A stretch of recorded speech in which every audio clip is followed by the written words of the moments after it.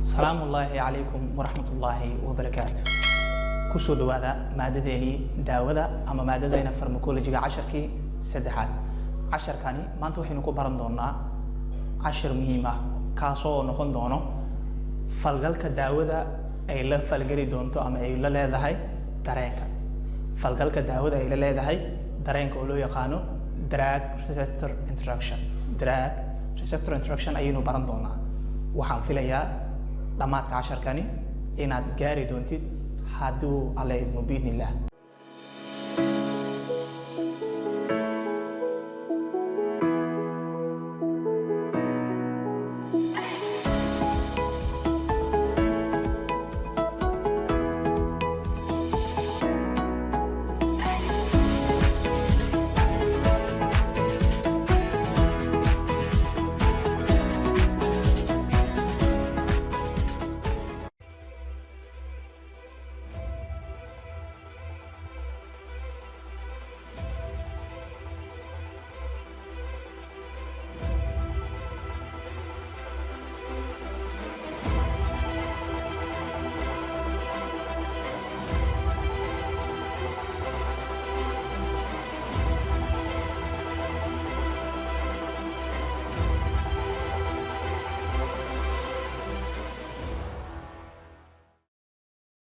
رمضان مبارك. مدو كدوات اسبوعه wax muuqaalaha janaalka soo ma dhigin sabab la xiriira bisha barakeysan ee inoo dhalatay balse insha Allah waxaan rajeynayaa hadda kadib inaan ku dadaali doono sidii aynu ku badin lahayn muuqaalada la xiriira casharada tani ee aad sida tooska uga socotaan janaalkani. Waxaan idinkaga mahadcelinayaa maadaama aad ina gaarsiiseen 500 subscribe. waxaan rajeynayaa intaan idinka badanna inaad ina gaarsiin doontaan biidnillaahi jalla wa ala. qeexitaanada haddaynu ku horeyno receptor waxaa loo yaqaanaa molecule walbo la arki karo oo uu leeyahay unuga kaasoo daawada ay ku dhigi doonto si ay daawada u bilowdo saameynteedii. marka waa halka daawada ay qabsan doonto, halka daawada ay unuga ama target cellkii u socotay ay ka qabsan doonto ayaa loo yaqaanaa receptor. daawo maxaa la yiraahdaa? drug markaynu ku hadlayno waa walax kiimikeed taasoo la falgasha systemka biological ahaan ee uu jirka leeyahay si ay u soo saarto saameyn shaqo. dhammaan daawooyinka waa kiimiko balse dhammaan kiimikooyinka ma ahan dawo. hadalkani waxa uu ka dhigan yahay dhammaan daawooyinka waxa ay ka samaysan yihiin kiimikooyin balse wax walbo kiimika ah ma ahan dawo. waxyaabaha la isticmaalo sida creams oo kale, perfumes oo kale, all waxa ay ka samaysan yihiin waa kiimiko balse ma ahan dawo. waxyaabaha haga shaqaynta dawada in ay shaqayso waxyaabo waxaa jira haga laba shay ayaa inta badan go'aamiya saameynta dawadaasi ay ku yeelan lahayd shaqada jirka. labadaasi ayaa kala ah affinity iyo intrinsic activity.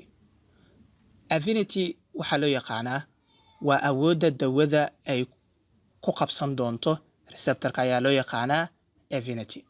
waa awoodda dawada ay ku qabsan doonto receptorka ayaa loo yaqaanaa affinity. intrinsic activity-na waxay noqon doontaa waa awoodda dawada ay ku soo saari doonto jawaab celin kadib markii ay qabsato receptorka.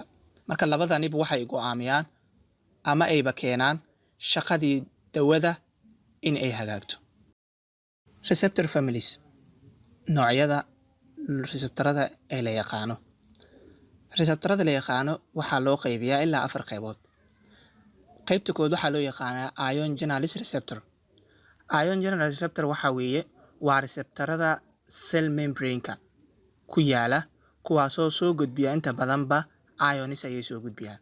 waxaa ka mid ah ligand gated ion channel receptor, voltage gated ion channel receptor, second messenger regulated ion channel receptor. intaasi waxay ka mid yihiin ion channel receptor. waxaa qaybta labaad soo galaya G protein couplet receptors kuwa loo yaqaano receptor tyrosine kinase. iyo qaybta afraad iyada noqon doonta intercellular hormone receptors. intercellular hormone receptors oo ah qaybta afraad. afartan qaybood ayaa loo qaybiyaa marka laga hadlayo receptor families. sidee u dhacdaa qabsashada dawada ay qabsanayso receptorka kadibna siday u soo saartaa jawaab celintii looga baahnaa. Aynu fiirino dawada marka ay ku dhigto receptorka waxa isku noqon doonaan drug receptor complex, kadibna waxa ay soo saari doonaan jawaab celintii loo baahnaa.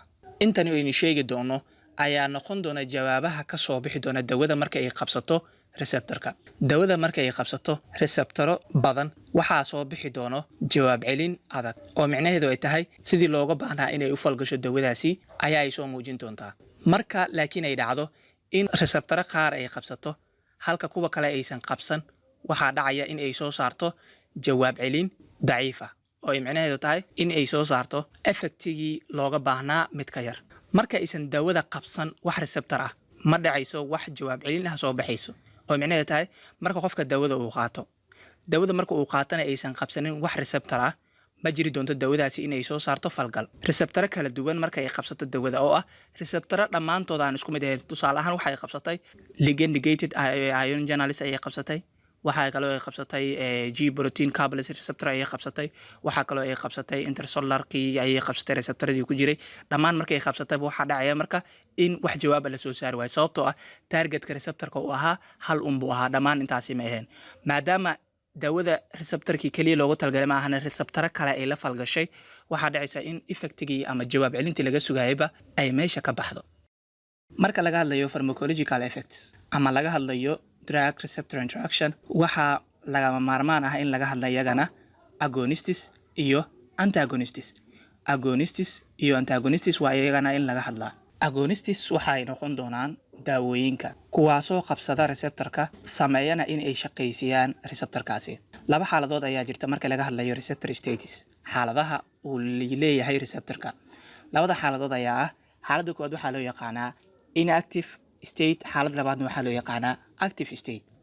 Xaaladda koowaad marka laga hadlayo agonists waxa ay ka sameyn doonaan dawadii marka ay qabsato receptorka. Inta aysan qabsanin dawada receptorka waxa uu ku jiraa xaalad inactive ah, balse markay dhacdo in daawooyinka loo yaqaano agonists ay qabsadaan waxa ay ku sameyn doonaan receptorkii in uu noqdo active. Antagonists aynu fiirino marka daawooyinka loo yaqaano antagonists. Daawooyinka loo yaqaano antagonists iyagana waa daawooyin kuwaasoo qabsada receptorka, waxay qabsadaan ama ku dhagaanba receptorka balse ma sameeyaan in ay isaga ka dhigaan active. Haddaba antagonistiska waxa ay xiraan shaqadii ahayd in receptorka uu noqdo activation marka uu qabsado agonists. Marka waxay sameyn doonaan waxa ay kaga hormari doonaan agonistiskii inta aysan qabsan ka hor. Haddii ay marka qabsadaanna waxa ay ka ilaalin doonaan in uu sameeyo receptorkii activation. Tusaale hoose ay la fiiri marka. Tusaale wuxuu noqon doonaa dawadii loo yaqaanay agonists ayaa waxay qabsan doontaa receptorkii loogu talagalay ahaa targetkii ama specific receptorkii. Specific receptorkii marka ay qabsato waxa ay soo saaraysaa full activation. Daawooyinka qaar ayaa loo yaqaanaa partial antagonists ama agonists. Partial antagonist ama agonists waxay noqon doonaan marka qaybna ay kaga dhagan tahay agonistic drug receptorkii, qaybna ay kaga dhagan tahay agonist. Waxa uu soo saaraya marka activation ama shaqaysiin hooseysa. Antagonist marka laga hadlayana dawada waxay si toos ah u qabsan doontaa receptorkii balse ma jiri doonto wax activation ah. Sababtan hore aynu sheegnay waayo antagonists waxa ay kaga duwan yihiin agonists. Antagonists meesha ay qabsadaan waxa ay ka ilaaliyaan in receptorka uu noqdo mid active ah, waxayna gelin doonaan xaaladda ah inactive state. Waxa halka inooga eg casharkeeni maanta. Haddii ay jiraan su'aalo ama oraah aad inala wadaagayso inoogu dhaaf qaybta hoose ee commentiga. Casharkaani casharka xigeenteena ku kulmayno waxaan idinkaga tegayaa. Assalaamu calaykum.